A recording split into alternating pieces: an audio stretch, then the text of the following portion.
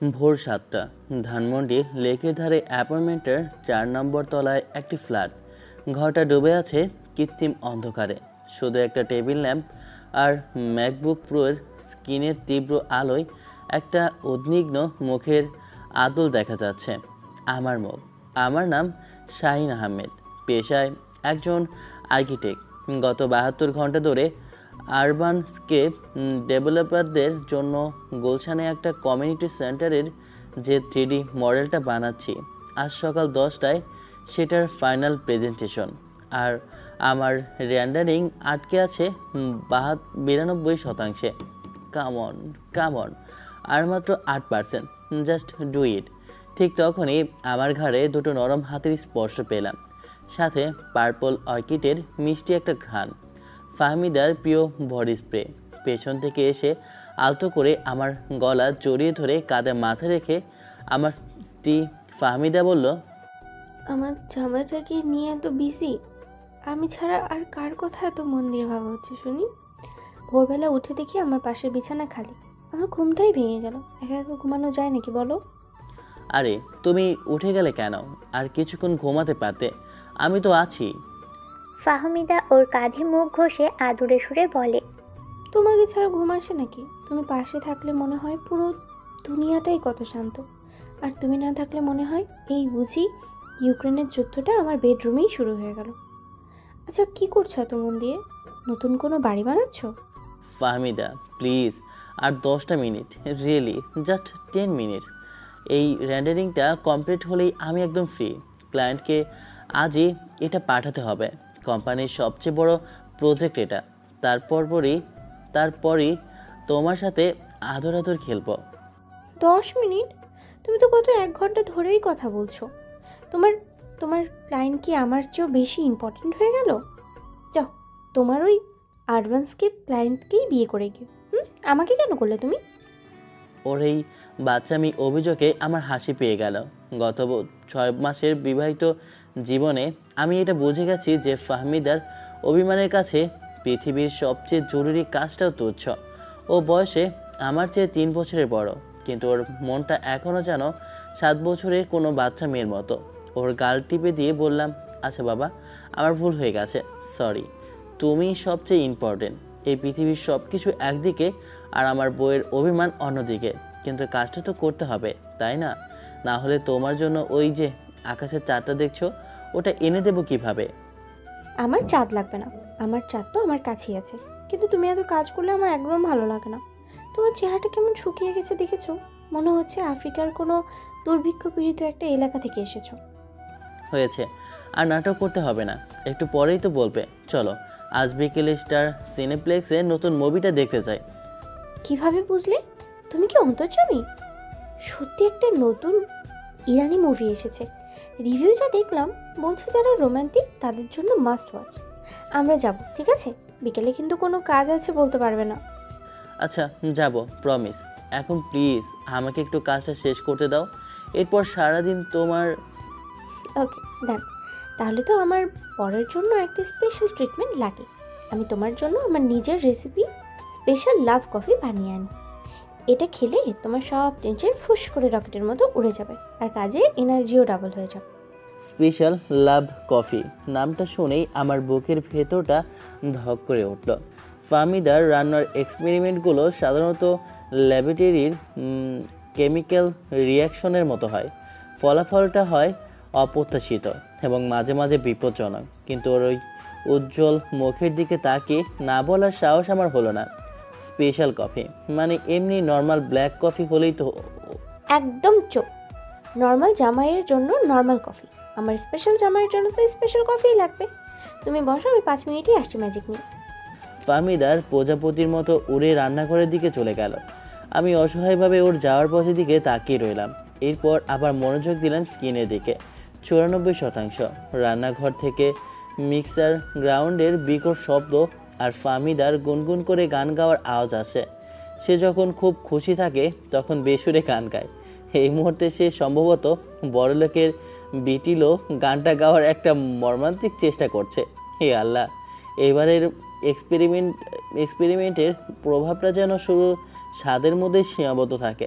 প্রায় 10 মিনিট পর ফাহমিদা ফিরে এলো। তার হাতে ধোয়া ওঠা একটা বড় মগ, কফির ওপরটা যেন ফেনা দিয়ে ঢাকা, তার উপর চকলেট সিরাপ দিয়ে আনারি হাতে একটা হার্টে বাঁকা। দেখেই বোঝা যাচ্ছে সে ইউটিউবে নতুন করে রেসিপি দেখেছে। ডালগোনা কফি সম্ভবত। এই দেখো, তোমার জন্য আমার ভালোবাসা, made with love and a little bit of magic. এবার তাড়াতাড়ি এক চুমুক দিয়ে বলো কেমন হয়েছে। আমি নিশ্চিত এটা স্টারবাক্সের কফির থেকেও হার মানাবে। ওয়াও, দেখতে তো দারুণ লাগছে। দাঁড়াও আর 1 মিনিট। কেন? দাঁড়ানো নেই? হ্যাঁ, কোনো দাঁড়ানো নেই, কাজ তো সারাদিনই থাকবে। ভালোবাসায় কি ঠান্ডা হয়ে গেলে জমে? আগে এক চুমুক খাও, তারপরে কাজ। খাও বলছি। ওর জেদের কাছে হার মারলাম। আমি জানি এখন কফি না খেলেও এমন অভিমান করবে যা ভাঙাতে আমার বাকি অর্ধেক দিন চলে যাবে। আমি ল্যাপটপ থেকে চোখ না সরিয়ে ওর হাত থেকে মগটা নিলাম। র্যান্ডারিং 99%। আমার সমস্ত মনোযোগ ওই 1%-এর দিকে। আমি বড় করে একটা চুমুক দিলাম, আর সাথে সাথেই আমার পুরো পৃথিবী ওলটপালট হয়ে গেল। এটা কফি নয়, যেন আরবের কোনো মশলার বাজারের তরল সংস্করণ। তীব্র ঝাল, সাথে একটা অদ্ভুত গন্ধ। মনে হচ্ছে কেউ কফির মধ্যে এলাচের বদলে এক মুঠো ধনে আর জিরার গুঁড়ো ঢেলে দিয়েছে। আমার শ্বাসনালী পর্যন্ত ঝাঁঝিয়ে উঠল। আচ্ছু, এটা কি ফাহমিদা? আমার হাতটা আনকমফোর্টেবলভাবে ঝাঁকি খেলো। গরম কফির মগটা আমার হাত থেকে ছিটকে গেল। কয়েক মুহূর্তের জন্য সময়টা যেন থেমে গেল। আমি দেখলাম মগটা শূন্যে ভাসতে ভাসতে নিচে নামছে, আর এর সবটুকু গরম বাদামি তরল গিয়ে পড়লো আমার ম্যাকবুক প্রো এর কিবোর্ডের ওপর। একটা হিংস শব্দ হলো। স্ক্রিনটা কয়েকবার নীল, সবুজ, লাল রঙে খেপে উঠল। তারপর একটা ছোট্ট পপ পপ শব্দ করে চিরতরে অন্ধকার হয়ে গেল। 99% থেকে থাকা র্যান্ডারিং আর কখনো 100% হবে না। আমার গত 3 রাতের পরিশ্রম, আমার কোম্পানির সবচেয়ে বড় প্রজেক্ট, সব কিছু ওই এক কাপ স্পেশাল লাভ কফির সাথে বিলীন হয়ে গেল। আমি কয়েক সেকেন্ড পাথরের মতো বসে রইলাম। আমার মাথায় কিছু কাজ করছিল না, শুধু পোড়া ইলেকট্রনিকের একটা গন্ধ আমার নাকে আসছিল। আমি ফাহমিদার দিকে তাকালাম। ও ফ্যাকাশে মুখে বড় বড় চোখ করে আমার আর মৃত ল্যাপটপটার দিকে তাকিয়ে আছে। কফিটা কি বেশি গরম ছিল? ওর এই প্রশ্নে আমার পাথর হয়ে যাওয়া শরীরটা যেন বাস্তবে ফিরে এলো। আমি কিছু বলতে পারলাম না। আমার গলা দিয়ে কোনো স্বর বেরোচ্ছিল না। আমার ফ্যাকাশে বিবস্ত্র মুখটা দেখে ফাহমিদার সুন্দর মুখটা মুহূর্তে কান্নায় ভরে উঠল। তোমার কি খুব গরম লেগেছে? কোথায় দেখো, তোমাকে উড়ে গেল নাকি? আল্লাহ, আমি কি করলাম? দাঁড়া, আমি এক্ষুনি বরফ নিয়ে আসছি। ফ্রিজ থেকে পার্নালটাও আনতে হচ্ছে। তোমার খুব জ্বালা করছে, তাই না? ও ল্যাপটপের কথা বেমালুম ভুলে গেছে। ওর পৃথিবী এখন আমার হাতটা পড়ে গেল কিনা সেই চিন্তায় আটকে আছে। ও ছুটে রান্নাঘরের দিকে গেল বরফ আনার জন্য। আমি তখনও ল্যাপটপটার দিকে তাকিয়ে আছি। ভালোবাসা সত্যিই খুব বিপজ্জনক, বিশেষ করে যখন সেটা ফাহমিদার মতো কেউ বাসে। আমার প্রজেক্ট, আমার সব কাজ। ফাহমিদা এক বাটি বরফ নিয়ে ছুটে এলো।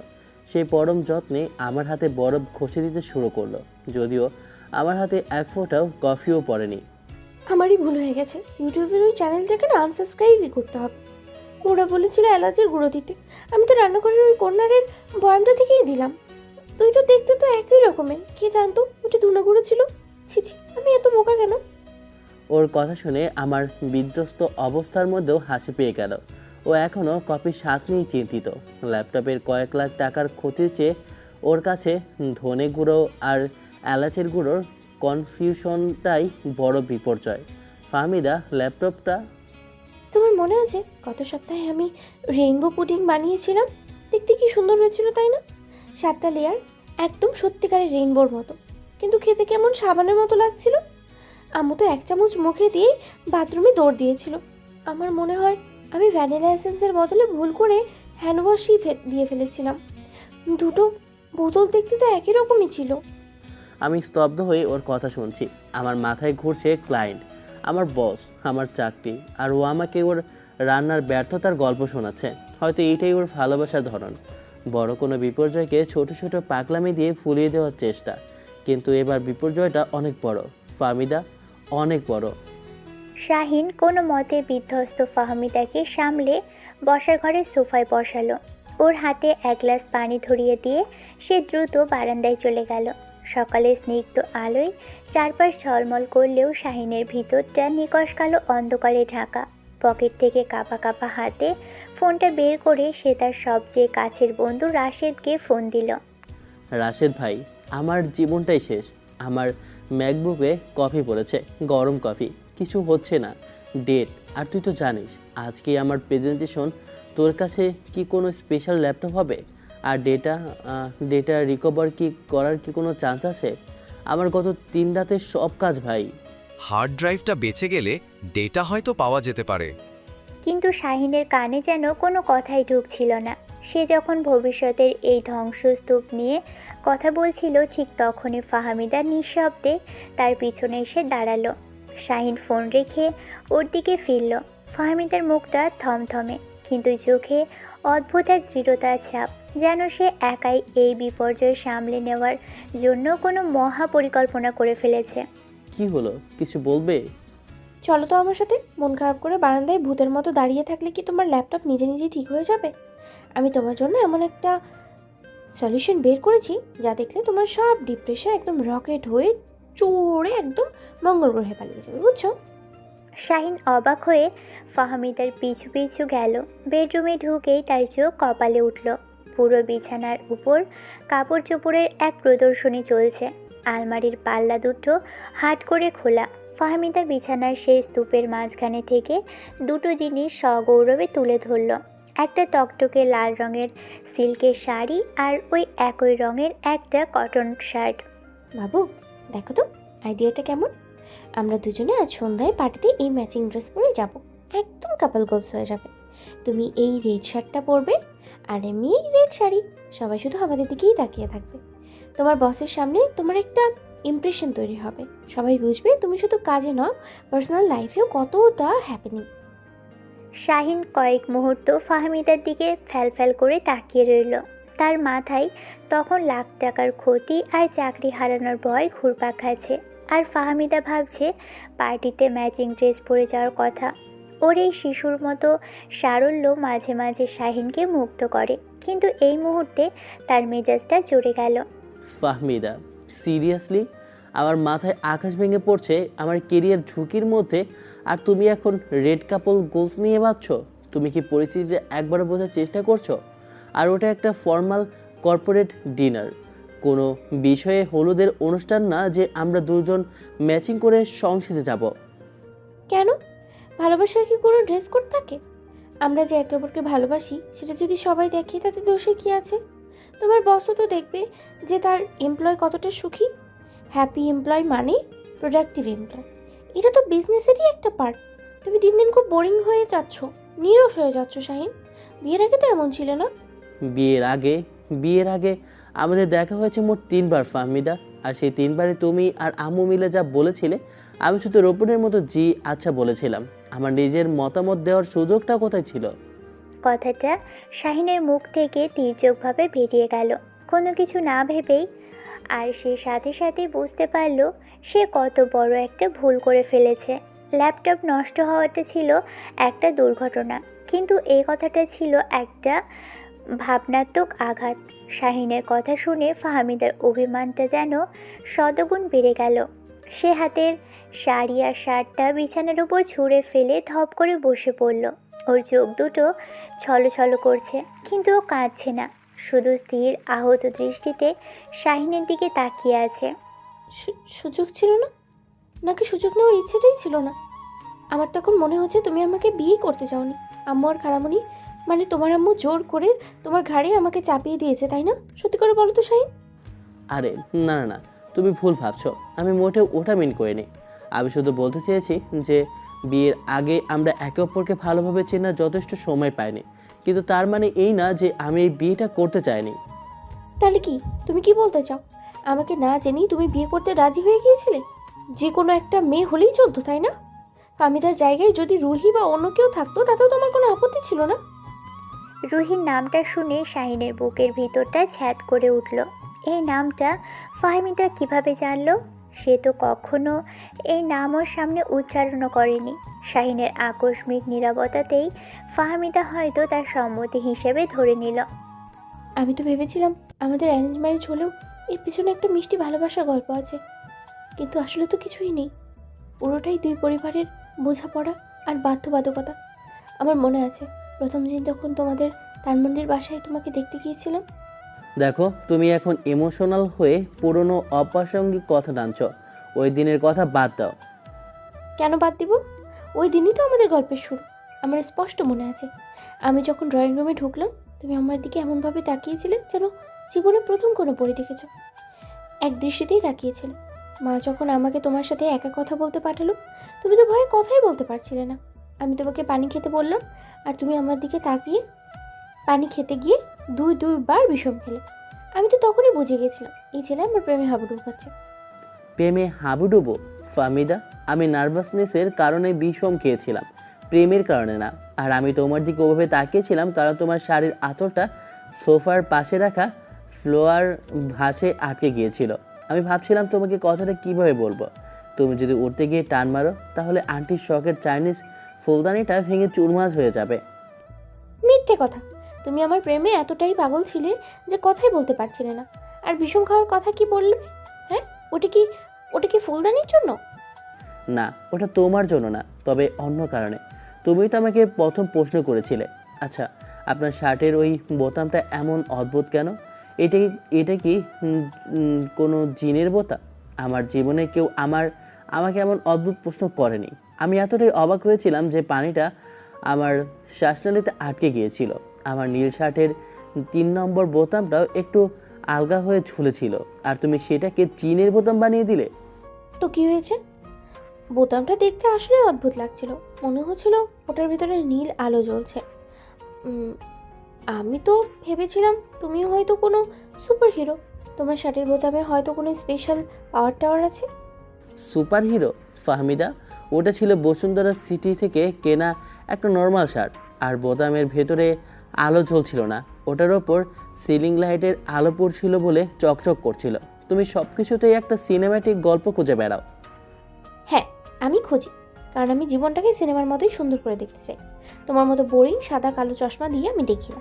তুমি তো এটাও স্বীকার করবে না যে তুমি আমাকে বিয়ে করতে চাওনি, কারণ আমি তোমার চেয়ে বয়সে বড়। বয়সটা কোনো মেটার করে না ফাহমিদা।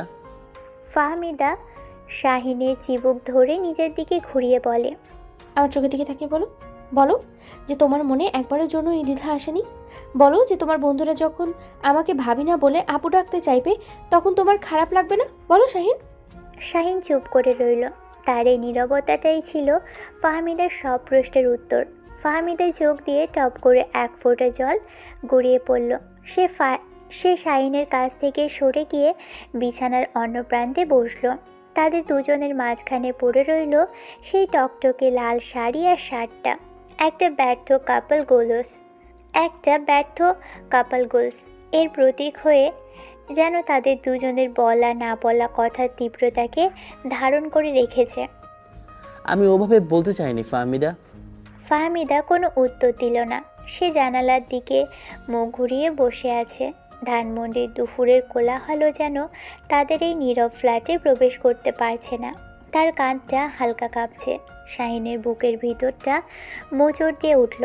কয়েক লাখ টাকার ল্যাপটপের ক্ষতি, নষ্ট হয়ে যাওয়া প্রজেক্ট, সম্ভাব্য চাকরিচ্যুতি, এই সব কিছু চেয়েও ফাহমিদার চোখের এক ফোঁটা জল তার কাছে অনেক বেশি ভারী মনে হলো। সে ধীরে ধীরে ফাহমিদার পাশে গিয়ে বসে। খুব সাবধানে ওর হাতটা নিজের হাতে তুলে নিয়ে বলে, আমার আসলে মাথা ঠিক ছিল না। ল্যাপটপের টেনশনে কি বলে ফেলেছি আমি নিজেই জানি না। আমার কথাটা তোমাকে কষ্ট দেওয়ার জন্য ছিল না। I am really sorry. না না, তোমার কোনো দোষ নেই। দোষটা তো আমারই। আমি তো তোমার এত বড় ক্ষতিটা করলাম। আমি একটা আস্ত অপদার্থ। একটা ডালকুড়া কফিও ঠিক মতো বানাইতে পারি না। আমি 100 বার সরি, 1000 বার সরি। আচ্ছা আচ্ছা, আর কাঁদতে হবে না। আমারও ভুল হয়েছে। তাহলে আমরা দুজনই সরি, ডিল? না, দিল না। আমার ভুলটা বেশি বড়। তোমার তো শুধু মুখ দিয়ে ভুল কথা বেরিয়েছে, আর আমি তো তোমার পুরো ক্যারিয়ারটাই মুখে তুলে নিয়েছিলাম। তাই সরিটাও আমাকে বেশি করে বলতে হবে। এই বলে ফাহমিদা হঠাৎ করে নিজের দু কানে ধরল। বাচ্চাদের মতো করে মুখটা করুণ করে সে উঠবস করা শুরু করলো। উঠবস করতে করতে বলে, সরি সরি সরি আমার লক্ষ্মী জামাইটা, আমাকে মাফ করে দাও। আর কখনো এলাচ ভেবে ধনে গুঁড়ো দেবো না, প্রমিস। তার এই বাচ্চামি কাণ্ড দেখে শাহিনের সব হতাশা রাগ সব যেন উবে গেল। সে শব্দ করে হেসে ফেলল। তার হাসি দেখে ফাহমিদাও হেসে ফেলল, যদিও তার চোখে তখনও জল। আরে আরে কি করছো এসব? ওঠো, কেউ দেখে ফেললে ভাববে আমি তোমার উপর অত্যাচার করছি, পুলিশে ফোন দিয়ে দেবে। তাহলে বলো তুমি আমাকে মাফ করেছো মন থেকে? আচ্ছা মাফ করলাম, কিন্তু আমার আমার সরিটা তোমার চেয়ে অনেক বেশি দামি, কারণ আমি তোমাকে কষ্ট দিয়েছি। মোটেও না, আমারই বেশি দামি। এই বলে শুরু হলো তাদের এক অদ্ভুত প্রতিযোগিতা, কে কত ক্রিয়েটিভভাবে সরি বলতে পারে। শাহিন ফাহমিদাকে টেক্কা দেওয়ার জন্য হঠাৎ করে হাঁটু গেড়ে তার সামনে বসে পড়ল। ওগো মোর প্রেয়সী, ওগো মোর রানী, অধম এই বান্দাকে ক্ষমা করো। আমি তোমার মনে আঘাত দিয়ে যে পাপ করেছি তার জন্য আমাকে কঠিন থেকে কঠিনতম শাস্তি দেওয়া হোক, তবুও তুমি মুখ ফিরিয়ে নিও না। শাহিনের এই নাটকীয় ভঙ্গি দেখে ফাহমিদা হাসতে হাসতে বিছানায় গড়িয়ে পড়ল। ঘরের থমথমে পরিবেশটা মুহূর্তেই হালকা হয়ে গেল। ফাহমিদা শাহিনকে টেনে তুলে তাকে জড়িয়ে ধরল। শাহিনের বুকে মুখ গুজে বলে, মোটেও না, আমারটাই বেশি দামি। আচ্ছা বাবা আচ্ছা, দুজনেই জিতেছি, আর কোনো প্রতিযোগিতা হবে না। তুমিও সরি আমিও সরি, এখন আমরা দুজনেই কাপল গোলস। সরি। পাগলি একটা। ঠিক সেই মিষ্টি মুহূর্তে যখন সব ভুল বোঝাবুঝির অবসান ঘটতে যাচ্ছিল, শাহিনের ফোনটা তীক্ষ্ণ স্বরে বেজে উঠল। স্ক্রিনে ভেসে উঠল আম্মু লেখাটা। শাহিন একটা দীর্ঘশ্বাস ফেলে ফোনটা রিসিভ করলো। ফোনে স্পিকার অন করে বলে, হ্যালো আম্মু, আসসালামু আলাইকুম। শাহিন স্পিকারের উপর হাত চাপা দেওয়ার আগেই কথাগুলো বেরিয়ে গেল। সে অসহায়ভাবে ফাহমিদার দিকে তাকালো। ফাহমিদা ঠোঁট উল্টে চোখ পাকিয়ে শাশুড়ির কথা নকল করে মুখ ভেঙচি কাটল, যা দেখে শাহিনের হাসি পেয়ে গেল। জি আম্মু, আমরা রেডি হচ্ছি, তুমি একদম চিন্তা করো না, ও খুব সুন্দর করে তৈরি হবে। হলেই ভালো। আর শোন, একটা কথা তোকে জানাতেই ফোন দিলাম। পার্টিতে কিন্তু তোর নীলাখালার ননদের মেয়েটাও আসবে। কি যেন নাম? হ্যাঁ, রুহি। মেয়েটা একটা প্রাইভেট ব্যাংকে চাকরি করে। এখন কি সুন্দর দেখতে, একদম পুতুলের মতো। কি ভালো ব্যবহার। রুহি নামটা শোনার সাথে সাথে ফাহমিদার মুখ থেকে হাসিটা মিলিয়ে গেল। সে শাহিনের দিকে জিজ্ঞাসু দৃষ্টিতে তাকালো। শাহিন ইশারায় তাকে বোঝানোর চেষ্টা করলো যে এটা তেমন কিছু না। তোর সাথে তো ওরই বিয়ে হওয়ার কথা ছিল, যদি না ফাহমিদার বাবার ওই অ্যাক্সিডেন্টটা হতো আর আমাদের সব পরিকল্পনা। যাকগে, পুরনো কথা। দেখলে মেয়েটার সাথে একটু ভালোভাবে কথা বলিস, বেচারি। শাহিনের মা প্রসঙ্গটা শেষ করার আগেই শাহিন প্রায় আটকে উঠে ফোনটা কেটে দিল। কিন্তু ততক্ষণে যা ক্ষতি হওয়ার হয়ে গেছে। রুহি নামটা আর তার সাথে জুড়ে থাকা অসমাপ্ত বাক্যটা ঘরের বাতাসে যেন প্রেতাত্মার মতো ভাসতে লাগলো। ফাহমিদার হাসি খুশি মুখটা মুহূর্তে মেঘলা হয়ে গেল। তার চোখে সেই উজ্জ্বলতা নিভে গিয়ে সেখানে জন্ম নিল একরাশ প্রশ্ন আর চাপা নিরাপত্তাহীনতা। আমার অতীত জীবনে এক অজানা অধ্যায়, এক অজানা নারী, যেন আমাদের বর্তমানের খুনসুটি আর ভালোবাসার মাঝে এক অনাহত অতিথি হয়ে এসে দাঁড়িয়েছে। ঘরের ভেতরের নীরবতাটা আবার ফিরে এলো, তবে এবার সেটা আগের চেয়েও অনেক বেশি শীতল আর অস্বস্তিকর। গুলশানে 6 সিজনস হোটেলের রুফটপ বলরুমটা আলো আর মানুষের কোলাহলে ঝলমল করছে। আরবানস্কেপ আর্কিটেক্টস এর 10ম অ্যানিভার্সারি পার্টি।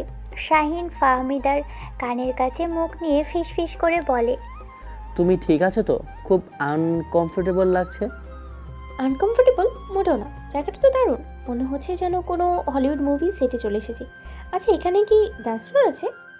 অনেক তর্ক বিতর্ক অভিমান আর খুনসুটির পর শেষ পর্যন্ত শাহিনের জেদের কাছে ফাহমিদাকে হার মানতে হয়েছে।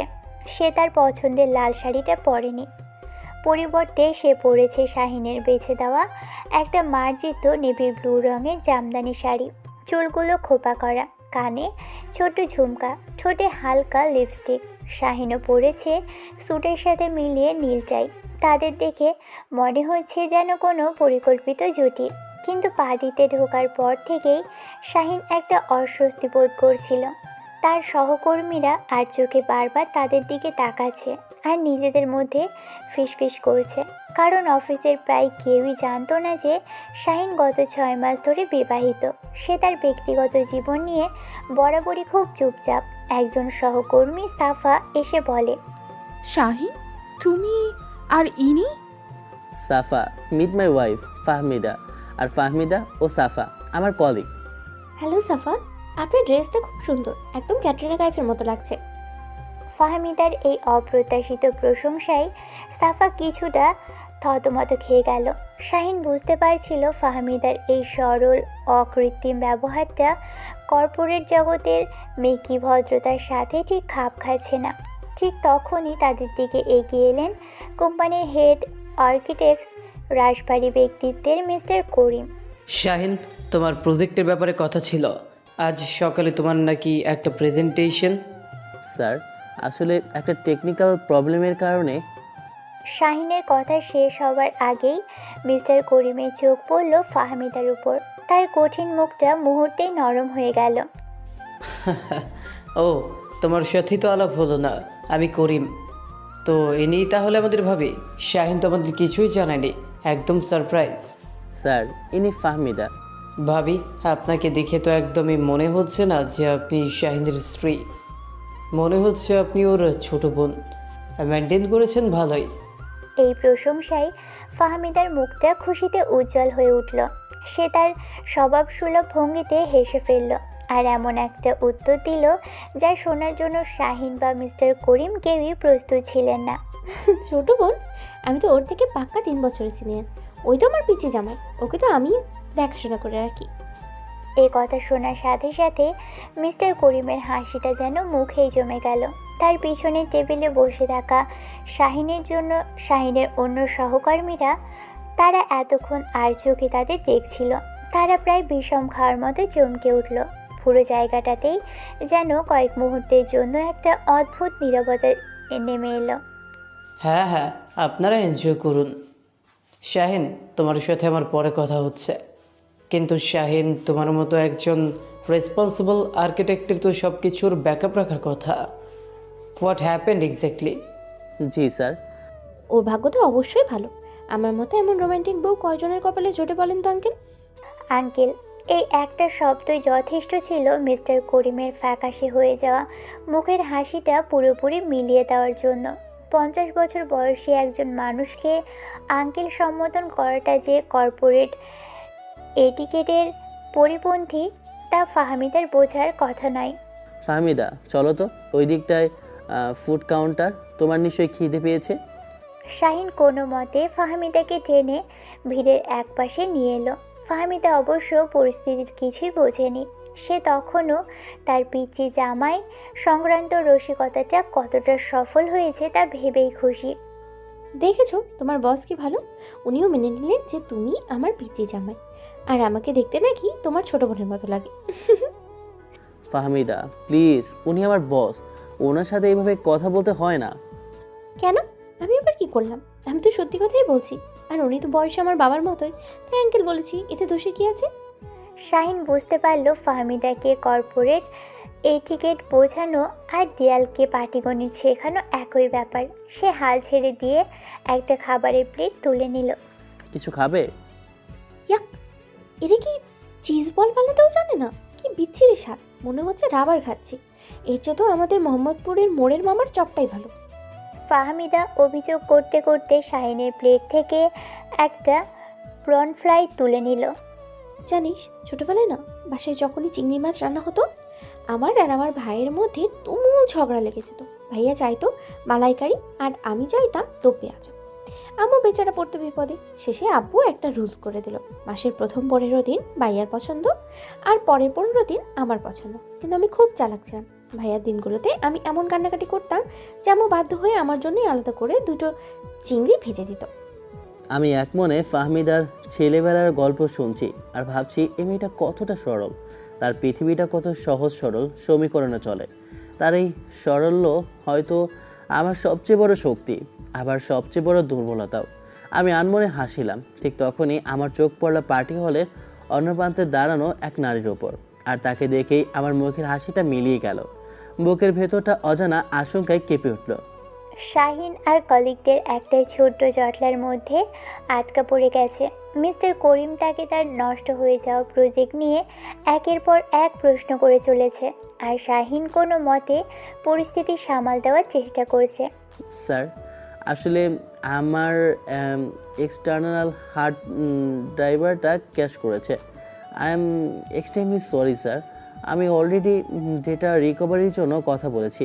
আশা করছি কালকের মধ্যেই। এই আলোচনার মধ্যে শাহিন আর চোখে ফাহমিদার দিকে তাকালো।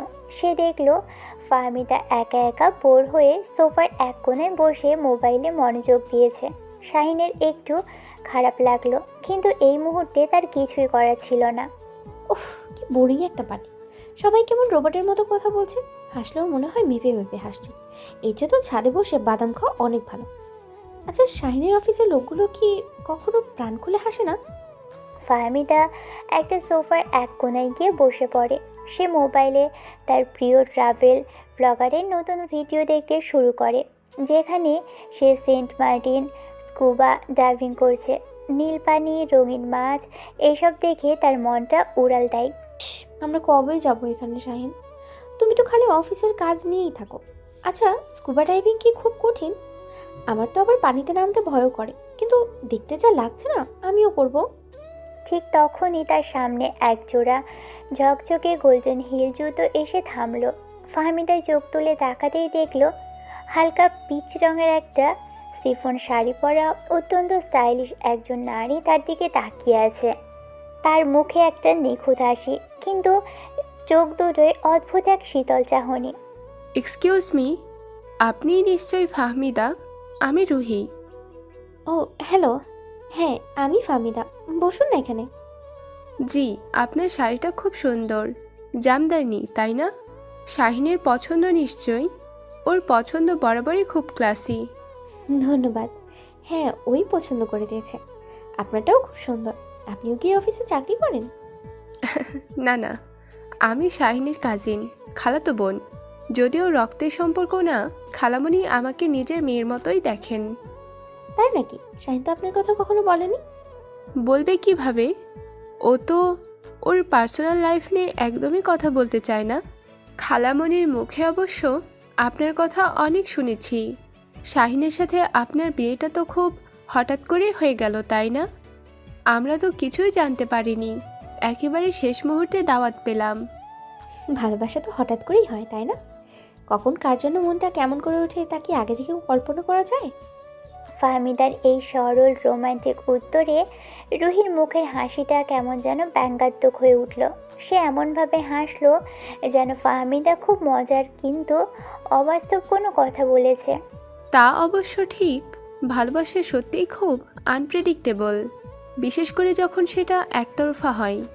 তবে আপনাদেরটা তো অ্যারেঞ্জ ম্যারেজ, তাই না? আর অ্যারেঞ্জ ম্যারেজে তো ভালোবাসাটা একটু সময় নিয়ে হয়, যদি আদৌ হয়। আর খালা তো আমাকেই। রুহি তার বাক্যটা শেষ করার আগেই একটা ঘূর্ণিঝড়ের মতো সেখানে এসে উপস্থিত হলেন শাহিনের মা মিসেস আফরোজ, আর তার ঠিক পিছনেই ফাহমিদার মা মিসেস নাসরিন। তাদের দুজনের মুখেই একটা চাপা উত্তেজনা আর উদ্বেগ। রুহিকে ফাহমিদার সাথে কথা বলতে দেখে তারা যেন ভূত দেখার মতো চমকে উঠলেন। আরে রুহি, তুই এখানে? আমি তো তোকে সেই কখন থেকে খুঁজেই বেড়াচ্ছিলাম। কেমন আছিস রে মা? তোর মা আসেনি? জি খালা, ভালো। মা একটু অসুস্থ, তাই আসতে পারিনি। আমি ফাহমিদার সাথে পরিচিত হচ্ছিলাম। ফাহমিদার মা নাসরিন তাড়াহুড়ো করে ফাহমিদার পাশে দাঁড়িয়ে ওর পিঠে হাত রেখে বলে, মা, তুই এখানে একা একা বসে আছিস কেন? তোর কি শরীর খারাপ লাগছে? মুখটা এমন শুকনো লাগছে কেন? চল চল, ওইদিকে দেখ, কি সুন্দর ডেজার্টের অ্যারেঞ্জমেন্ট করেছে। তোর তো চকলেট মুস খুব পছন্দ, তাই না? দুই মা মিলে এমন একটা পরিস্থিতি তৈরি করলেন যেন রুহি নামের মেয়েটার কোনো অস্তিত্বই সেখানে নেই। তারা রুহিকে সম্পূর্ণ উপেক্ষা করে ফাহমিদাকে নিয়ে ব্যস্ত হয়ে পড়লেন। তাদের আচরণে একটা স্বাভাবিক তাড়াহুড়ো। তোর নীল শাড়িটা কি সুন্দর লাগছে মা, একদম পরি লাগছে আমার বৌমাকে। শাইনের পছন্দ আছে বলতে হবে। আমি তো ওকে বলেছিলাম একটা হালকা রঙের শাড়ি পরতে, দেখ ও ঠিক সেটাই বেচেছে। একটুও তো খাসনি কিছু। পার্টিতে এসে কেউ না খেয়ে থাকে? চল, আমি নিজের হাতে তোকে বেড়ে দিচ্ছি। শাহিন কোথায়? ও কি খেয়েছে? তাদের এই আচরণে রুহির মুখের হাসিটা পুরোপুরি মিলিয়ে গেল। তার চোখ মুখে একটা স্পষ্ট অপমানের ছাপ। সে কয়েক মুহূর্ত চুপ করে থেকে বলে ওঠে, আচ্ছা আন্টি, আপনার কথা বলুন। আমার এক বন্ধুর সাথে দেখা করার কথা, আমি একটু আসছি। রুহি চলে যাওয়ার পর দুই মা যেন স্বস্তির নিঃশ্বাস ফেললেন। কিন্তু তাদের এই অস্বাভাবিক আচরণ ফাহমিদার চোখ এড়ালো না। তার মনে একটা সন্দেহের বীজ রোপিত হলো। কেন রুহিকে দেখে মা আর শাশুড়ি এতটা নার্ভাস হয়ে গেল? আর রুহি বা কি এমন বলতে চাচ্ছিল যে তারা মাঝপথে থামিয়ে দিলেন? আন্টি তো আমাকে, এটার মানে কি ওইটাই যেটা গতকাল আমার শাশুড়ি ফোনে বলছিলেন? ফাহমিদা সরাসরি তার মায়ের দিকে তাকিয়ে বলে, আম্মু, ওই মেয়েটাকে, আর তোমরা ওকে দেখে এমন করলে কেন, যেন তোমরা বাঘ দেখেছো? আরে ও কেউ না, আমার এক দূর সম্পর্কের বোনের মেয়ে। একটু বেশি কথা বলে তো, তাই ওকে এড়িয়ে গেলাম। বুঝিসই তো, পার্টিতে সবার সাথে কথা বললে তো আর চলে না। আর ও একটু অন্যরকম। হ্যাঁ রে মা, তোর খালামুনি ঠিকই বলেছেন। কিছু মানুষ থাকে না যারা অন্যের ব্যক্তিগত জীবন নিয়ে বেশি আগ্রহ দেখায়। ও ওই রকমই, তুই এসব নিয়ে ভাবিস না। কিন্তু ও তো বললো ও শাহিনের কাজিন, আর তুমি তো বললে খালামণি ও তোমার বোনের মেয়ে। আর ও কি যেন বলতে গিয়েও থেমে গেল। আন্টি তো আমাকে, এ কথার মানে কি? ফাহমিদার সরাসরি প্রশ্নে যেন মা একে অপরের দিকে তাকালেন। তাদের চোখে মুখে একটা স্পষ্ট অস্বস্তি। আহ, বোনের মেয়ে একই তো কথা। আর ও কি বলতে যাচ্ছিল তা ওই জানে, হয়তো বলতে যাচ্ছিল আন্টি তো আমাকে পার্টিতে আসতে বলেছিল, তুই এত কিছু নিয়ে ভাবিস না তো। শাশুড়ির এই ব্যাখ্যাটা ফাহমিদার কাছে একদমই বিশ্বাসযোগ্য মনে হলো না।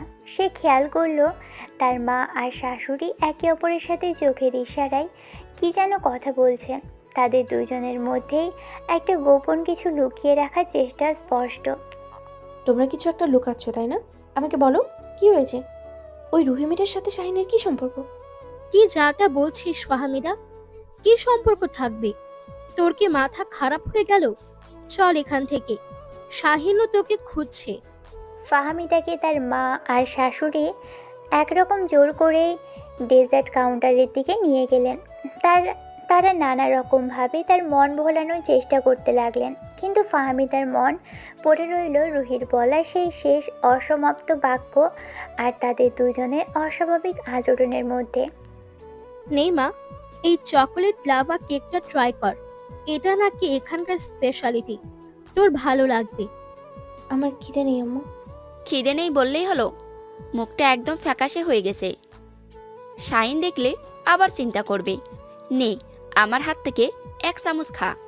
ফাহমিদা বুঝতে পারছিল তারা যত বেশি স্বাভাবিক হওয়ার চেষ্টা করছেন ততই তাদের ভিতরের অস্বাভাবিকতা প্রকাশ পেয়ে যাচ্ছে।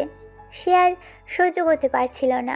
তার মনে হয়েছিল তার চারপাশে অদৃশ্য কোনো ষড়যন্ত্রে জাল বোনা হয়েছে। হঠাৎ করে উঠে দাঁড়িয়ে ফাহমিদা বলে, আমার একটু ওয়াশরুমে যেতে হবে, আমি এক্ষুনি আসছি। এই বলে ফাহমিদা দ্রুত সেখান থেকে সরে গেল। কিন্তু সে ওয়াশরুমের দিকে না গিয়ে হোটেলের করিডোরের একপাশে রাখা একটা সোফার আড়ালে লুকিয়ে পড়ল। তার ষষ্ঠ ইন্দ্রিয় বলছিল সে চলে যাওয়ার পর তার মা আর শাশুড়ি নিশ্চয়ই রুহি সংক্রান্ত বিষয়টা নিয়ে কথা বলবেন। আর তার ধারণাই সত্যি হলো। ফাহমিদা দেখল সে একটু আড়াল হতেই তার মা আর শাশুড়ি উদ্বিগ্ন মুখে একে অপরের দিকে তাকালেন এবং দ্রুত পায়ে পার্টি হলের কোণায় বারান্দার দিকে যাওয়ার দরজার কাছে চলে গেলেন। সেখানে রাখা একটা বড় পাম গাছের আড়ালে দাঁড়িয়ে তারা নিচু গলায় কথা বলতে শুরু করলেন। ফাহমিদা নিঃশব্দে দেয়াল ঘেঁষে এগিয়ে গিয়ে তাদের কাছাকাছি দাঁড়ালো, যেখানে দাঁড়িয়ে তাদের কথা স্পষ্ট শোনা যায়। আপা, এই রুহি মেয়েটা এখানে কি করছে? আপনি ওকে দাওয়াত দিয়েছেন? আপনি তো জানেন ও এলে একটা সমস্যা হতে পারে। আরে না, আমি কেন ওকে দাওয়াত দেব? ওর খালা মানে ওই যে মিসেস চৌধুরী, উনি নাকি এই কোম্পানির একজন বড় ইনভেস্টর। সেই সুবাদে এসেছে। আমি ওকে দেখে নিজেই আকাশ থেকে পড়েছি। মেয়েটা যেন একটা সাক্ষাৎ শনি। আমি প্রথমে শুনেছিলাম আসবে বলে, কিন্তু সত্যিই যে এসে পড়বে কে জানতো।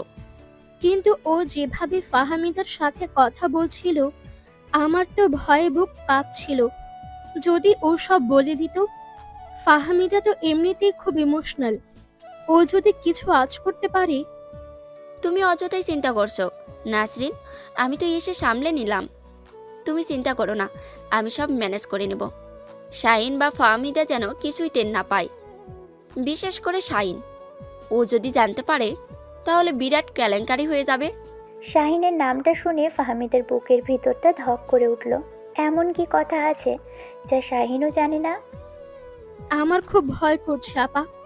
মাঝে মাঝে রাতে ঘুম ভেঙে যায়, মনে হয় আমরা ওদের সাথে খুব বড় একটা অন্যায় করে ফেললাম। আমরা যে ওদের বিয়েটা এভাবে তাড়াহুড়ো করে দিয়ে দিলাম। ফাহামিদার বাবা মারা যাওয়ার আগে আপনার ভাইয়ের কাছে যে সাহায্যটা চেয়েছিলাম, সেই ঋণের বোঝা হিসেবে যদি মেয়েটা নিজেকে ভাবতে শুরু করে, তাহলে আমি নিজেকে কোনো দিন মাফ করতে পারবো না। ঋণের বোঝা, এই দুটো শব্দ ফাহমিদার কানে যেন উত্তপ্ত সীসার মতো প্রবেশ করলো। তার মাথাটা ঘুরতে শুরু করলো। সে শক্ত করে দেয়ালটা ধরে ফেললো, যেন পড়ে না যায়। চুপ করো, এসব কি অলক্ষণে কথা বলছো এখানে? আর কতবার বলেছি, ওটা কোনো ঋণ ছিল না, ওটা ছিল দুই বন্ধুর মধ্যেকার একটা ওয়াদা। তোমার স্বামী আর আমার স্বামী একে অপরের কেমন বন্ধু ছিল তা তো তুমি জানতে। ওরা ছোটবেলাতেই ঠিক করে রেখেছিল ওদের ছেলে মেয়ের বিয়ে দিয়ে বন্ধুত্বটাকে আত্মীয়তার রূপ দেবে। কিন্তু পরিস্থিতি তো তেমন ছিল না আপা। ওর বাবা মারা যাওয়ার পর আমাদের কাপড়ের ব্যবসায় যে ধ্বংস নেমেছিল, তখন যদি ভাই টাকাটা না দিত, তাহলে আমাদের পথে বসতে হতো। আমরা তো সেই টাকাটা এখনো। আহ, বললাম তো ওটা কোনো ঋণ না, ওটা ছিল বিনিয়োগ। আর পরিস্থিতি এমন ছিল যে বিয়েটা তাড়াতাড়ি না দিলে তোমার বিজনেসের যে ক্ষতিটা হতো সেটা সামলানো মুশকিল ছিল।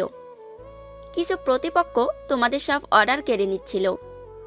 শাহিনের সাথে বিয়েটা হওয়ায় আমাদের পারিবারিক সুনামটা তোমাদের বিজনেসের সাথে যুক্ত হয়েছে, তাই না? এখন তো সব ঠিক হয়ে গেছে। ফাহমিদা আর শুনতে পারছিল না। তার মনে হয়েছিল তার কানের ভিতর কেউ হাতুড়ি দিয়ে পেটাচ্ছে। তার বিয়েটা তাহলে একটা ব্যবসায়িক চুক্তি ছিল, তার পরিবারকে পথে বসা থেকে বাঁচানোর একটা উপায়। দেখো, শাহিন এগুলোর কিছুই জানে না। ও শুধু জানে এটা একটা পারিবারিক সম্মতিতে অ্যারেঞ্জ ম্যারেজ। আর ফাহমিদাকেও এসব জানতে দেওয়া যাবে না। ওরা একে অপরকে ভালোবেসেছে, এটাই এখন সবচেয়ে বড় সত্যি। দেখছো না দুজন একসাথে কত খুশি। আমাদের এই গোপন কথাটা ওদের সুখের মাঝে এনে কি লাভ? কিন্তু রুহির কি হবে? শাহিনের সাথে তো ওরই। রুহির কথা বাদ দাও, ওটা একটা অতীত। আমি শাহিনকে বুঝিয়ে বলবো। তুমি এখন চলো, ফাহমিদা আবার চলে আসবে। মুখে একটা হাসি ফুটিয়ে রাখো, যেন কিছুই হয়নি। ফাহমিদা আর এক মুহূর্ত সেখানে দাঁড়িয়ে থাকতে পারল না। তার পৃথিবীটা যেন পায়ের তলায় মাটিসহ ঘুরতে শুরু করেছে। তার এতদিনের ভালোবাসার পৃথিবী, তার রোমান্টিক স্বপ্ন, তার পিচি জামাইয়ের সাথে খুনসুটি, শাহিনের দেওয়া সেই নীল শাড়ি, সকালে সেই সরি বলার প্রতিযোগিতা, সব কিছুই তার কাছে একটা বিরাট নিষ্ঠুর প্রহসন বলে মনে হতে লাগলো। আমার মনে হতে লাগলো শাহিনের ভালোবাসা, তার যত্ন সবই হয়তো একটা করুণার দান। আমি কোনো ভালোবাসার স্ত্রী নই, আমি তার প্রয়াত বাবার রেখে যাওয়া একটি ঋণের জীবন্ত কিস্তি।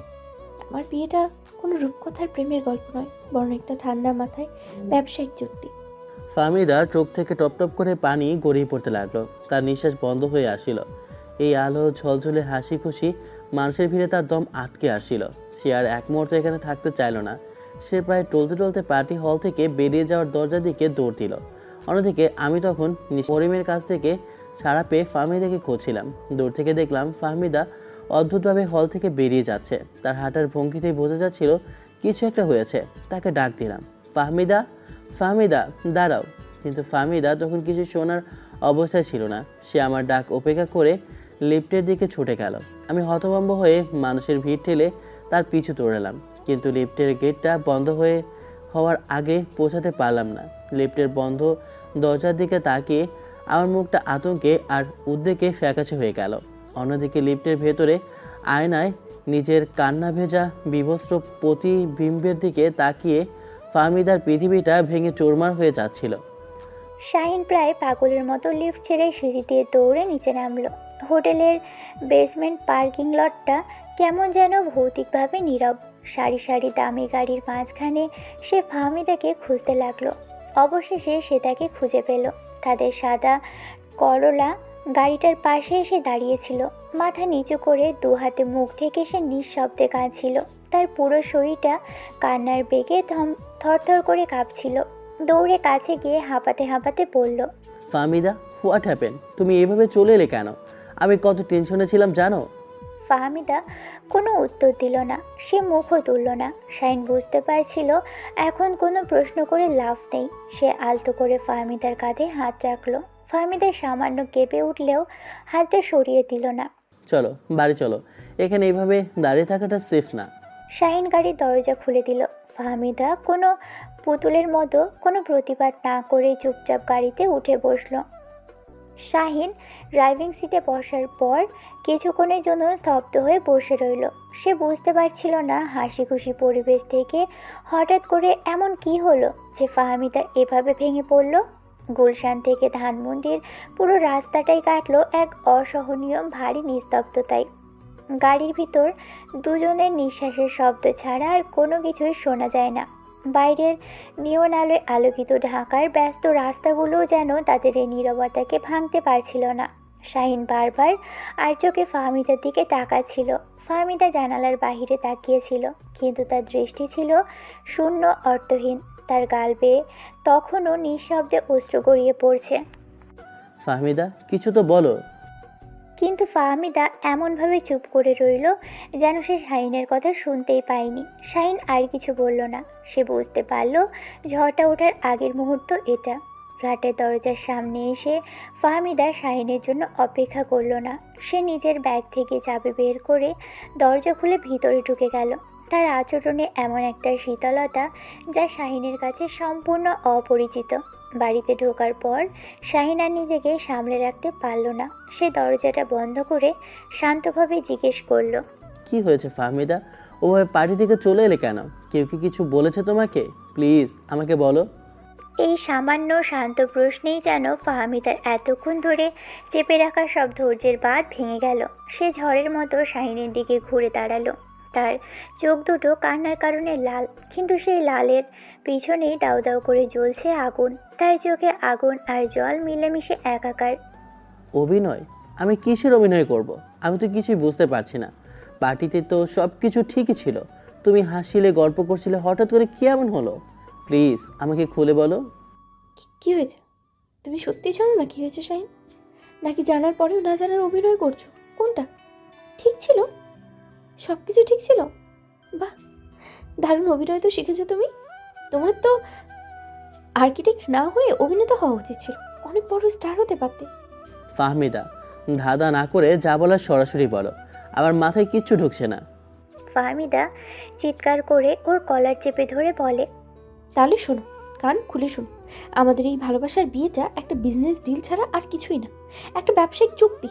তোমার মহান পরিবার আমার অসহায় বাবাকে টাকা দিয়ে সাহায্য করেছিল, আর তার প্রতিদান হিসেবে আমাকে, মানে ফাহমিদাকে, তোমার গলায় পণ্যের মতো ঝুলিয়ে দেওয়া হয়েছে।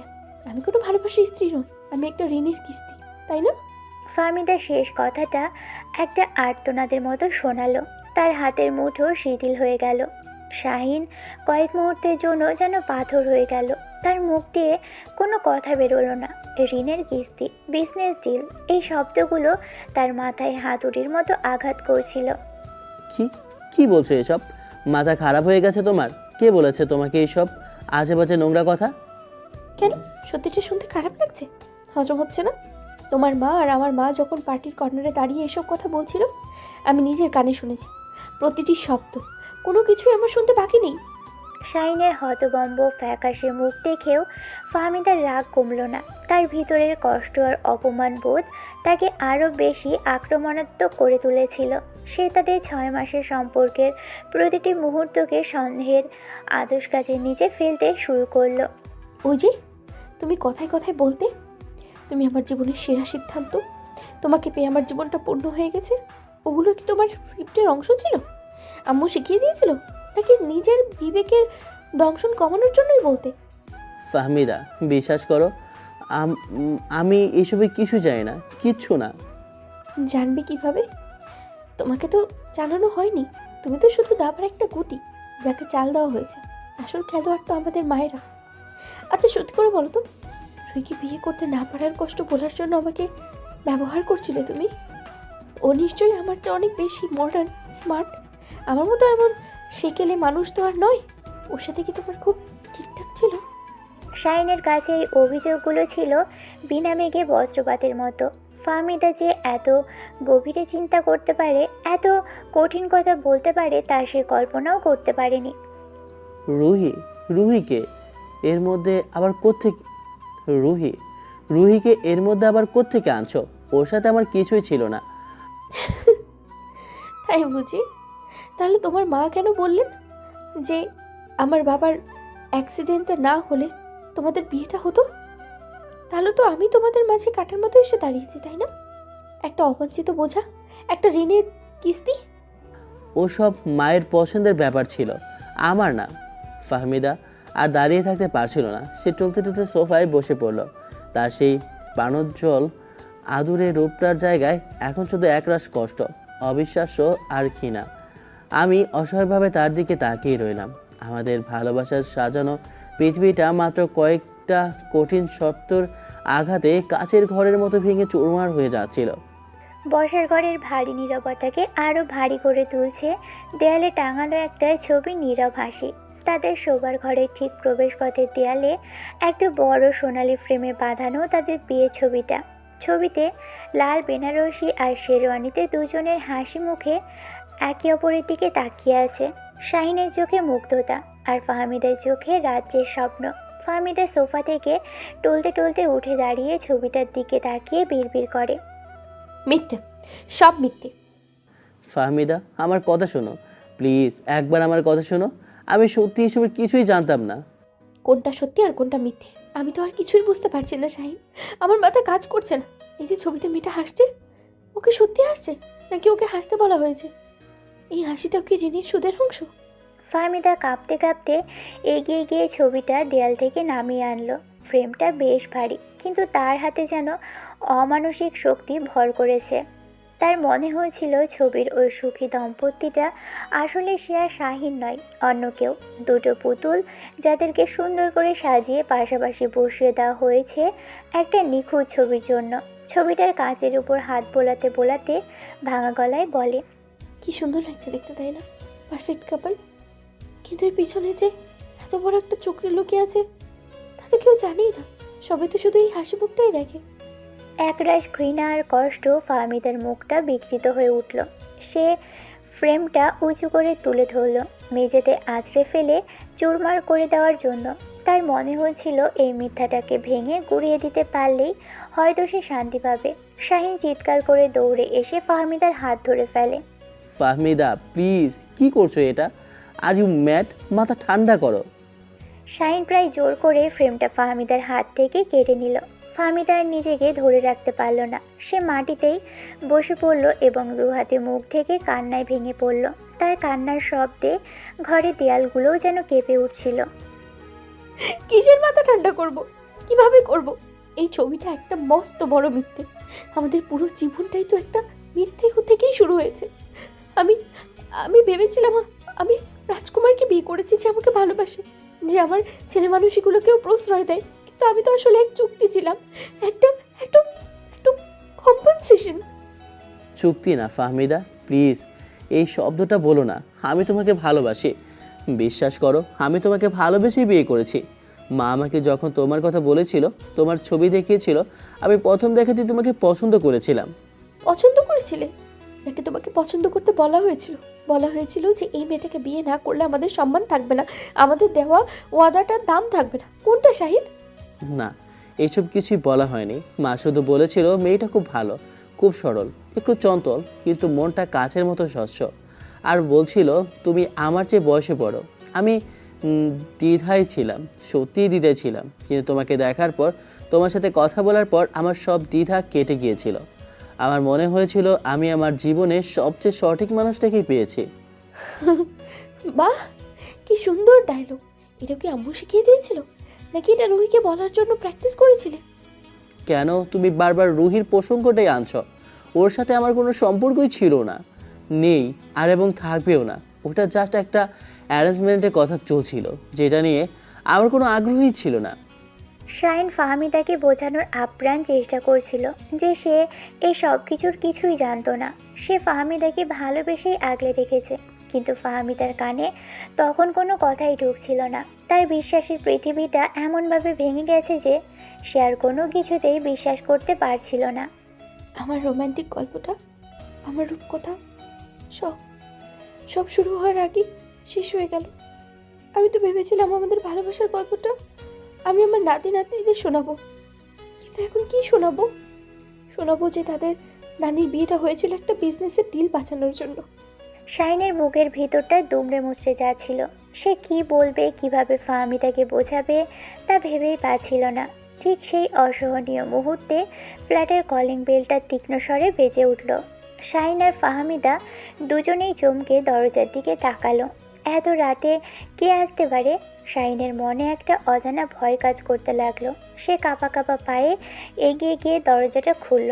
দরজা খুলতেই শাহিন দেখল তার মা এবং শাশুড়ি দুজনেই ফ্যাকাশে আতঙ্কিত মুখে দাঁড়িয়ে আছেন। তাদের শাড়ি এলোমেলো, চোখ মুখে অপরাধ বোধ আর ভয়। পার্টি থেকে সোজা যে তারা এদিকেই ছুটে এসেছেন তা তাদের দেখে বোঝা যাচ্ছিল। শাহিন, ফাহমিদা কোথায়? ও ঠিক আছে তো? পার্টি থেকে ওভাবে হুট করে? মিসেস আফরোজের কথা শেষ হওয়ার আগেই তার চোখ পড়ল ঘরের মাঝখানে মাটিতে বসে থাকা বিধ্বস্ত ফাহমিদার উপর। ফাহমিদাও তখন তার মা আর শাশুড়ির দিকে তাকিয়ে আছে।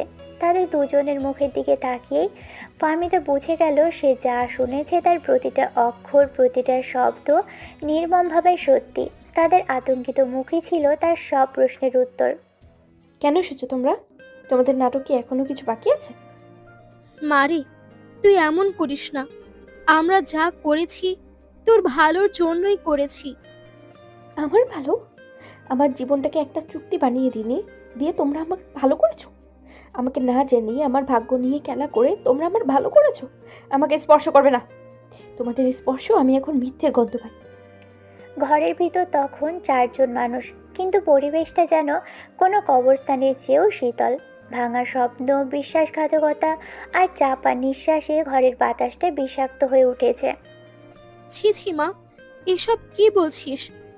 আমরা তোর সাথে নাটক করতে যাব কেন? তুই তো আমাদের কলিজার টুকরা। কলিজার টুকরাকে তো মানুষ খুব সাবধানে রাখে আম্মু, চুক্তিতে রাখে না। সত্যি করে বলো, আমার বিয়েটা কি আমাদের দুবন্ধ ব্যবসা বাঁচানোর জন্য ছিল না? একদম না। এসব বাজে কথা তোমার মাথায় কে ঢুকিয়েছে? রুহি নামের ওই মেয়েটা নিশ্চয়ই তোমাকে কিছু বলেছে। ওর কথা তুমি বিশ্বাস করছো? অন্য কারোর কথা বিশ্বাস করার প্রয়োজন হয়নি খালামণি। আমি আপনাদের দুজনের কথা নিজের কানেই শুনেছি, প্রতিটি শব্দ। ঋণের বোঝা, বিজনেস ডিল, শাহিন যেন টের না পায়, কোনো কিছুই আমার শুনতে বাকি নেই। এখন আর অস্বীকার করে লাভ নেই। ফাহমিদার সরাসরি আক্রমণে 2 মা একেবারে চুপসে গেছেন। তাদের অস্বীকার করার আর কোনো পথ খোলা ছিল না। মিসেস নাসরিন সোফায় বসে পড়ে আঁচলে মুখ ঢাকলেন। মিসেস আফরোজ একটা গভীর নিঃশ্বাস ফেললেন। তিনি বুঝতে পারলেন সত্যটা আর ঢেকে রাখা সম্ভব নয়। শাহিনের মা ধীরে ধীরে ফাহমিদার সামনে এসে বলেন, মা, তুমি যা শুনেছ তা সত্যি, কিন্তু তা পুরোপুরি সত্যি নয়। তুমি শুধু খণ্ডিত সত্যটা শুনেছ, পুরো গল্পটা একবার শুনবে না? এখন আবার নতুন গল্প বানানো হচ্ছে। আচ্ছা বেশ, শোনান আপনাদের বানানো নতুন গল্প। আমি শুনতে চাই আমার জীবনের বিনিময়ে আপনারা কি কি পেয়েছেন। ফাহমিদার এ কথায় মিসেস আফরোজের চোখে জল এসে গেল। তিনি নিজেকে সামলে নিয়ে কথা বলতে শুরু করলেন। এটা কোনো বিজনেস ডিল ছিল না মা, বিশ্বাস করো। তোমার বাবা মানে আমার বেয়াই সাহেব, আর শাইনের বাবা মানে আমার স্বামী। একই অফারের শুধু বন্ধু ছিল না, ওরা ভাই ছিল, আত্মার ভাই। ওরা যখন ভার্সিটিতে পড়তো তখন থেকেই ওদের স্বপ্ন ছিল ওদের বন্ধুত্বটাকে ওরা আত্মীয়তায় রূপ দেবে। ওরা প্রায় বলতো, আল্লাহ যদি আমাদের একজনকে একটা ছেলে আর একজনকে একটা মেয়ে দেন, তাহলে আমরা ওদের বিয়ে দিয়ে আমাদের সম্পর্কটাকে চিরদিনের জন্য বেঁধে ফেলবো। শাহিন স্তব্ধ হয়ে তার মায়ের কথা শুনছিল। এসব কথা সে তার জীবনে প্রথমবার শুনছে। তোর বাবা প্রায়ই বলতো, আফজাল, আমার জন্য যা করেছি তার ঋণ আমি কোনো দিন শোধ করতে পারবো না। তোর জন্মের পর তোর বাবা খুশিতে মিষ্টি নিয়ে ওদের বাসায় ছুটে গিয়েছিল। শাহিন জন্মানোর পর আফজাল ভাইও তাই করেছিল। ওরা মনে মনে তোদের বিয়েটা সেই দিনই ঠিক করে ফেলেছিল। বাহ, তাহলে তো আমার হ্যাঁ শাহিনের জন্মই হয়েছিল একে অপরকে বিয়ে করার জন্য। আমাদের নিজেদের কোনো পছন্দ, কোনো মতামত, কোনো জীবনের দাম নেই তো, তাই না? আমরা তো শুধু দুটো বন্ধুর দেওয়া ওয়াদা রক্ষার উপকরণ। না মা, ওভাবে বলো না। পরিস্থিতি আমাদের বাধ্য করেছিল। তোমার বাবা মারা যাওয়ার আগে তার ব্যবসায় অনেক বড় একটা লোকসান হয়। অংশীদাররা ধোঁকা দিয়েছিল। তখন শাহিনের বাবা বন্ধুর মতো পাশে দাঁড়িয়েছিল। কোনো প্রশ্ন না করে, কোনো কাগজ না চেয়ে সে তার বন্ধুর হাতে টাকাটা তুলে দিয়েছিল। এটা কোনো ঋণ ছিল না রে মা। তোর নানা বাড়ি থেকে পাওয়া আমার কিছু গয়না আমি বিক্রি করতে চেয়েছিলাম। আফজাল ভাই জানতে পেরে আমাকে বারণ করেছিল। বলেছিল, ভাবি, বন্ধুর বিপদে যদি বন্ধু এগিয়ে না আসে তাহলে কিসের বন্ধুত্ব? সেই টাকাটা ফাহমিদের বাবার ব্যবসার অংশীদার হিসেবে আমার বিনিয়োগ। লাভ হলে দুজন ভাগ করে নিব, লোকসান হলেও তাই। আর সেই বিনিয়োগের সুদ হিসেবে তোমরা আমাকে শাহিনের হাতে তুলে দিলে, এটাই তো বলতে চাইছো? না, একদম না। তোমার বাবা মারা যাওয়ার পর আফজালও হার্ট অ্যাটাকে মারা গেল। যাওয়ার আগে সে আমাকে শুধু একটা কথাই বলে গিয়েছিল, আফরোজ নাসিবের আমানতকে নিজের মেয়ের মতো দেখো, আর আমাদের স্বপ্নটা তুমি পূরণ করো। আমাদের মনে হয়েছিল ওদের ইচ্ছেটা পূরণ করলে ওদের দুজনের আত্মা শান্তি পাবে। আর তাছাড়া আমরা জানতাম তোমরা দুজন একে অপরের জন্য পারফেক্ট ছিলে। শাইনের মতো শান্ত গোছালো ছেলের জন্য তোমার মতো চঞ্চল প্রাণোচ্ছল একটা মেয়েরই দরকার ছিল। পারফেক্ট? তোমরা একবারও আমার বা শাহিনের মতামত নেওয়ার প্রয়োজন মনে করনি? আমাদের জীবন নিয়ে এত বড় একটা সিদ্ধান্ত তোমরা আমাদের অগোচরে লুকিয়ে নিয়ে নিলে। শাহিন তো কিছুই জানতো না, ওকে কেন অন্ধকারে রাখলে? কারণ আমি চাইনি ও জানুক যে ওর বাবার কোনো অপূর্ণ স্বপ্ন ও পূরণ করছে। আমি চেয়েছিলাম ও তোমাকে নিজের পছন্দে মন থেকে ভালোবাসুক, কোনো দায়িত্ব বা কর্তব্যের বোঝা নিয়ে নয়। আর রুহির সাথে ওর বিয়ের কথা যেটা চলছিল ওটা ছিল একটা পারিবারিক চাপ। আমি সেই চাপটা এড়ানোর জন্য এই বিয়েতে তাড়াতাড়ি রাজি হয়েছিলাম। এতক্ষণ চুপ করে থাকা শাহিন এবার মুখ খুলল। তার কণ্ঠস্বরে ছিল বরফের মতো শীতল। সে তার মায়ের দিকে এমনভাবে তাকালো যা মিসেস আফরোজ আগে কখনো দেখেননি। বাহ মা, কি অসাধারণ পরিকল্পনা, কি নিখুঁত চাল। তুমি আমাকে একটা পুতুল বানিয়ে রেখেছিলে আর নিজের ইচ্ছে মতো চাল দিয়ে গেছো, আর আমি বোকার মতো ভেবেছি আমি নিজের জীবনের সিদ্ধান্ত নিজেই নিচ্ছি। বাবা, তুই আমাকে ভুল বুঝিস না। আমি তোদের ভালো চেয়েছিলাম। ভালো চেয়েছিলে। আমার জীবনসঙ্গী কে হবে সেই সিদ্ধান্তটা আমার উপর ছেড়ে দেওয়ার মতো বিশ্বাসটুকু তোমার আমার উপর ছিল না। তুমি আমাকে এতটাই অযোগ্য মনে করো? আর ফাহমিদার আত্মসম্মানের কথা তুমি একবারও ভাবলে না?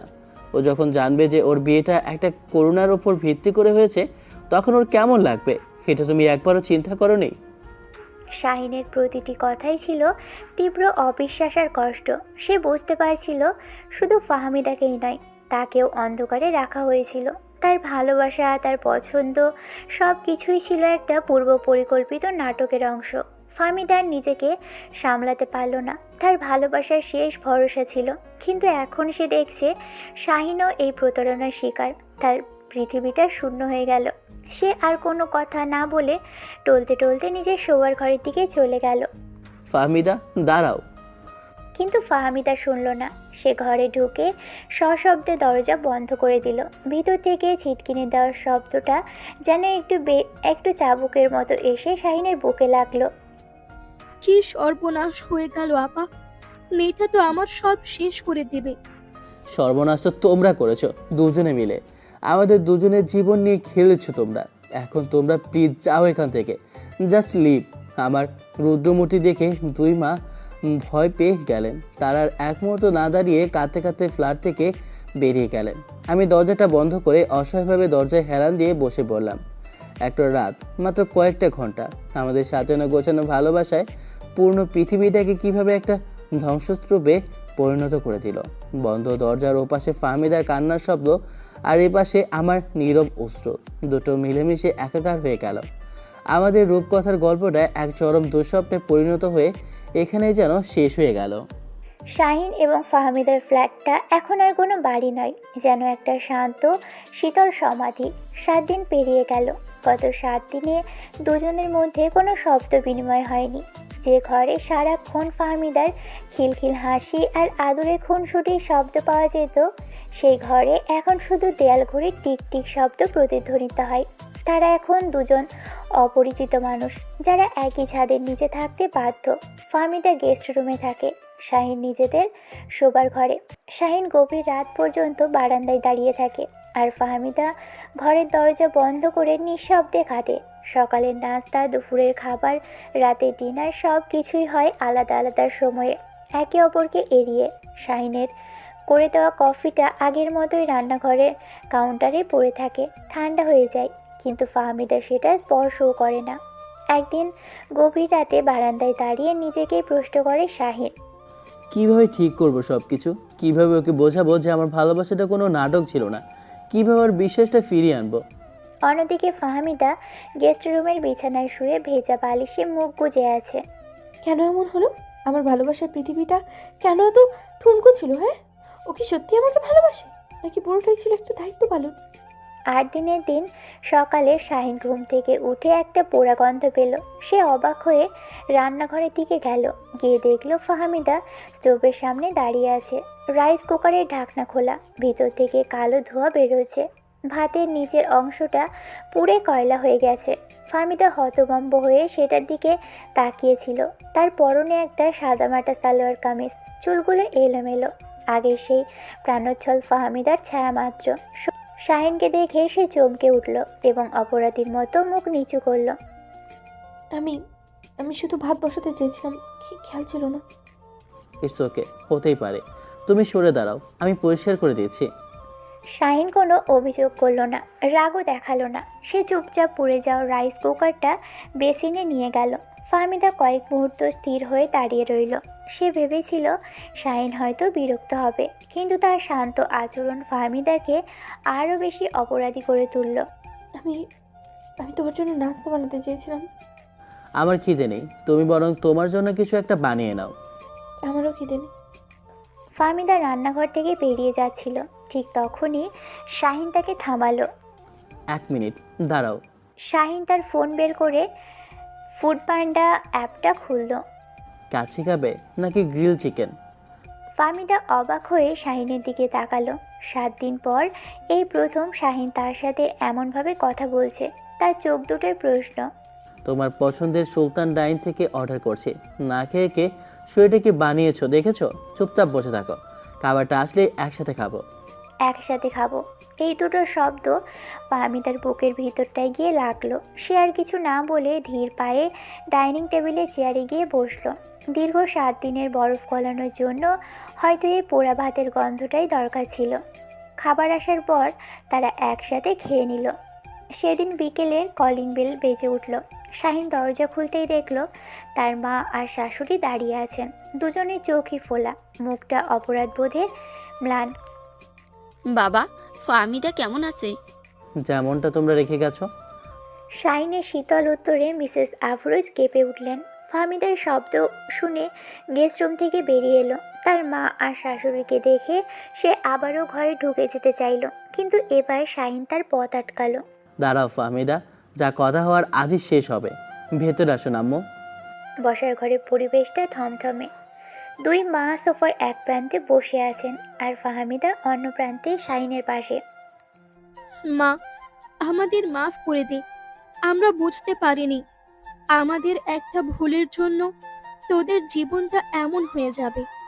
আমরা যা করেছি তোদের ভালোর জন্যই ভেবেছিলাম, কিন্তু আমাদের ভাবনাই ভুল ছিল। আমরা স্বার্থপরের মতো শুধু দুটো বন্ধুর দেওয়া কথা রাখার কথাই ভেবেছি, তোদের মনের কথা ভাবিনি। এর জন্য যদি কোনো শাস্তি থাকে তা আমাদের দে, কিন্তু তোরা নিজেদের জীবনটা নষ্ট করিস না। তোমাদের উপর আমার কোনো রাগ নেই আম্মু, অভিমানও নেই, শুধু কষ্ট আছে। তোমরা আমাকে এতটাই পর ভাবলে যে আমার জীবনের এত বড় সত্যটা আমার কাছে থেকেই লুকিয়ে রাখলে। তোমরা কি একবারও বিশ্বাস করতে পারোনি যে আমি সত্যিটা জানার পরও তোমাদের সম্মান রাখতাম? শাহিন বাবা, তুই অন্তত তো আমাদের মাফ করে দে। আমি তোমাদের মাপ করার কে আম্মু? তোমরা আমার কাছ থেকে আমার জীবনের সবচেয়ে বড় সিদ্ধান্ত নেওয়ার অধিকারটাই কেড়ে নিয়েছো। তোমরা আমার ভালোবাসাকে সন্দেহের কাঠগড়ায় দাঁড় করিয়ে দিয়েছো। এই কষ্টটা আমি হয়তো কোনোদিনও ভুলতে পারবো না, তবে তোমরা দুজনেই আমার মা। আমি শুধু চাই ভবিষ্যতে আমাদের জীবনে আর কোনো মিথ্যার ছায়া যেন না পড়ে। সেদিন অনেক কান্নার পর, অনেক অভিযোগের পর একটা বিষাক্ত আবহের অবসান ঘটল। ফাহমিদা বা শাহিন কেউই তাদের পুরোপুরি ক্ষমা করতে পারল না, কিন্তু তারা সত্যটাকে মেনে নিল। মায়েরা চলে যাওয়ার পর বাড়িটা আবারও নীরব হয়ে গেল, কিন্তু এবার সেই নীরবতায় আগের মতো শীতলতা ছিল না, ছিল এক ধরনের ক্লান্তি আর অবসাদ। কয়েকদিন পরের এক রাত শাহিন তার পুরনো ট্রাঙ্ক থেকে একটা ডাস্ট কভার্ড অ্যালবাম বের করলো। ফাহমিদা তখন বারান্দায় দাঁড়িয়েছিল। শাহিন অ্যালবামটা হাতে নিয়ে ওর পাশে গিয়ে দাঁড়ালো। একটা জিনিস দেখবে? ফাহমিদা প্রশ্নবোধক দৃষ্টিতে তাকালো। শাহিন অ্যালবামটা খুলে ধরলো। প্রথম পাতাতেই একটা ছবি, কোনো এক বিয়ের অনুষ্ঠানে তোলা। ছবিতে সবুজ লেহেঙ্গা পরা ফাহমিদা বান্ধবীদের সাথে হাসাহাসি করছে। ছবিটা বেশ কয়েক বছর আগের। এই ছবি তুমি কোথায় পেলে? এটা তো আমার কাজিন শিউলির বিয়ের ছবি। তুমি তো ওই বিয়েতে ছিলে না? আমি ছিলাম দূর থেকে, বাবার সাথে গিয়েছিলাম। তুমি আমাকে দেখোনি, কিন্তু আমি তোমাকে দেখেছিলাম। শাহিন অ্যালবামের পাতা উল্টালো। পরের পাতায় একটা পেপার কাটিং, একটা স্থানীয় পত্রিকার, যেখানে কোনো এক আর্ট এক্সিবিশনের খবরের ডিজাইনের হিসাবে ফাহমিদার একটা ছোট্ট ছবি ছাপা হয়েছিল। এইটা তোমার প্রথম এক্সিবিশন ছিল, তাই না? আমি গিয়েছিলাম, তুমি এত ব্যস্ত ছিলে যে আমাকে খেয়ালই করনি। ফাহমিদা স্তব্ধ হয়ে ছবিগুলোর দিকে তাকিয়েছিল।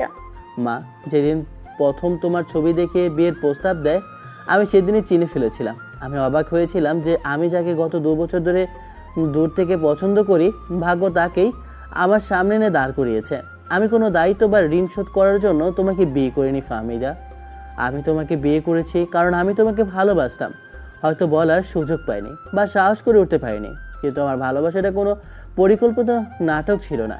ফাহমিদার চোখ দিয়ে টপ টপ করে জল গড়িয়ে পড়ছিল, তবে এবার তা ছিল অবিশ্বাসের বা কষ্টের নয়, বরং এক অপ্রত্যাশিত সত্য আবিষ্কারের আবেগের জল। সে প্রথমবার শাহিনের চোখে তার জন্য জমে থাকা সে পুরনো ভালোবাসাটা দেখতে পেল, যা সব ষড়যন্ত্র আর মিথ্যার ঊর্ধ্বে। তুমি তুমি আমাকে আগে কেন বলোনি এসব? ভেবেছিলাম আমাদের ভালোবাসার জন্য এসব পুরনো গল্পের দরকার হবে না। ভেবেছিলাম আমাদের বর্তমানটাই যথেষ্ট হবে, কিন্তু আমি ভুল ভেবেছিলাম। ফাহমিদা আর কিছু বলতে পারল না। সে শাহিনের বুকে মুখ লুকিয়ে কান্নায় ভেঙে পড়ল। শাহিন পরম ভালোবাসায় ওকে জড়িয়ে ধরল। অনেক দিন পর তাদের ফ্ল্যাটের বাতাসে আবারও ভালোবাসার নিঃশ্বাস ফিরে এলো। সে রাতে শোবার ঘরের দরজাটা আর বন্ধ হলো না। অনেক দিন পর তারা দুজন এক বিছানায়, কিন্তু দুজনের মধ্যে একটা অস্বস্তিকর দূরত্ব। পুরনো অভ্যেসগুলো যেন হারিয়ে গেছে। শাহিন ফাহমিদার দিকে ফিরে ওর হাতটা নিজের হাতে তুলে নিয়ে বলে, আমি কি তোমাকে আবার নতুন করে ভালোবাসার অনুমতি পেতে পারি? কোনো মিথ্যা ছাড়া, কোনো লুকোচুরি ছাড়া, একেবারে শুরু থেকে। আমাদের তো আর নতুন করে শুরু করার কিছু নেই শাহিন। আমরা তো একে অপরকে ভালোই বাসি, শুধু ধুলো জমেছিল, সেটা পরিষ্কার হয়ে গেল। ফাহমিদার কথায় শাহিন মৃদু হাসল। সে আলতো করে ফাহমিদার কপালে চুমু খেলো। সেই চুম্বনে ছিল গত কয়েকদিনের সব কষ্ট, সব যন্ত্রণা ধুয়ে দেওয়ার আকুতি।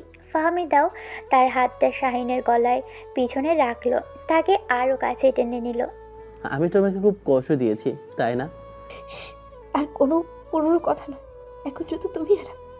বাইরের পৃথিবীর সব কোলাহল, সব মিথ্যাচার, সব যন্ত্রণা যেন তাদের বন্ধ দরজার বাহিরে থেমে গেল। ঘরের ভিতর তখন শুধু দুটো মানুষের ভালোবাসার গল্প নতুন করে লেখা হয়েছিল। শাহিনের প্রতিটা স্পর্শে ছিল আশ্বাস, ছিল প্রতিশ্রুতি। ফাহমিদার প্রতিটি নিঃশ্বাসে ছিল সমর্পণ, ছিল বিশ্বাস, ফিরে পাওয়ার আনন্দ। তাদের শরীরের মিলনটা ছিল আসলে দুটো ভাঙা মনের পুনর্মিলন। এটা শুধু শারীরিক চাহিদা ছিল না, ছিল একে অপরের অস্তিত্বকে নতুন করে অনুভব করার তীব্র আকাঙ্ক্ষা। প্রতিটা চুম্বনে, প্রতিটা আলিঙ্গনে তারা একে অপরের কাছে প্রমাণ করছিল যে তাদের ভালোবাসাটা কোনো চুক্তি বা ওয়াদার উপর ভিত্তি করে নয়, বরং দুটো আত্মার গভীর টানের উপর ভিত্তি করে তৈরি। রাতের গভীরতা বাড়ার সাথে সাথেই তাদের ভালোবাসাটাও গভীর থেকে গভীরতর হতে লাগলো। তারা একে অপরের মধ্যে এমনভাবে মিশে গেল যেখানে কোনো অতীত ছিল না, কোনো ভবিষ্যৎ চিন্তা ছিল না, ছিল শুধু তীব্র ভালোবাসা আর পবিত্র বর্তমান। ভোরের প্রথম আলো যখন জানালার পর্দা ভেদ করে ঘরে ঢুকলো, তখন ফাহমিদার ঘুম ভাঙল। সে দেখল সে শাহিনের প্রশস্ত বুকে মাথা রেখে নিশ্চিন্তে ঘুমিয়েছিল। শাহিনের একটা হাত পরম মমতায় তাকে জড়িয়ে রেখেছে। ফাহমিদার মুখে ফুটে উঠল এক অনাবিল প্রশান্তির হাসি। সে আলতো করে শাহিনের গালে চুমু খেলো। শাহিনের ঘুম ভেঙে গেল। সে হাসি মুখে ফাহমিদার দিকে তাকালো। সুপ্রভাত আমার সিনিয়র বউ। সুপ্রভাত আমার পিচ্চি জামাই। তাদের খুনসুটি আবার ফিরে এসেছে, তবে এবারটা আরও বেশি পরিণত, আরও বেশি গভীর। কারণ তারা জানে তাদের ভালোবাসা অনেক বড় একটা ঝড়কে একসাথে মোকাবিলা করে টিকে গেছে। ভাঙা কাচের টুকরোগুলোকে যত্ন করে জোড়া লাগালে তা আগের চেয়েও বেশি সুন্দর আর মজবুত হয়। তাদের ভালোবাসার গল্পটাও ঠিক তেমনই।